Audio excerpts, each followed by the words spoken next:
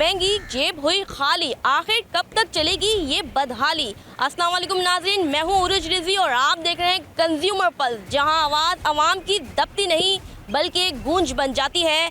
आज हम आ चुके हैं सेंट्रल डीसी ऑफिस और हमारे साथ होंगे गुलबर्ग की असिस्टेंट कमिश्नर अफशा रिकी।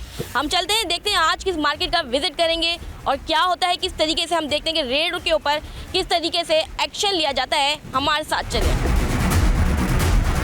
हम आ चुके हैं एक असिस्टेंट कमिश्नर गुलबर्ग अफशा रिकी के पास। अस्सलाम वालेकुम मैडम, कैसी हैं आप? अल्लाह का शुक्र, आप खैरियत से हैं?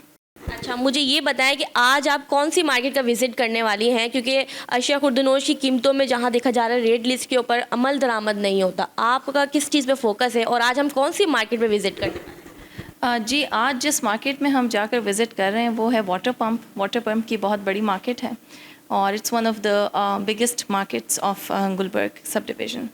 तो यहाँ पर हमने जाकर प्राइस कंट्रोल करना है। मैं वक्फन जाकर इन्हीं मार्केट्स में समनाबाद, वाटर पम्प, करीमाबाद, जो भी हमारे पास मार्केट्स हैं वहाँ पर जाके मैं विज़िट्स खुद करती हूँ प्राइस कंट्रोल के हवाले से, as per the directions of worthy commissioner Karachi and deputy commissioner central. हम ये सारा काम देख रहे होते हैं। हम जाकर जहाँ भी इन्फ्लेटेड प्राइसेस होती हैं उनको जाकर हम चालान करते हैं। उन लोगों को हम इवन प्राइस डिस्प्ले ना होने पर भी चालान करते हैं।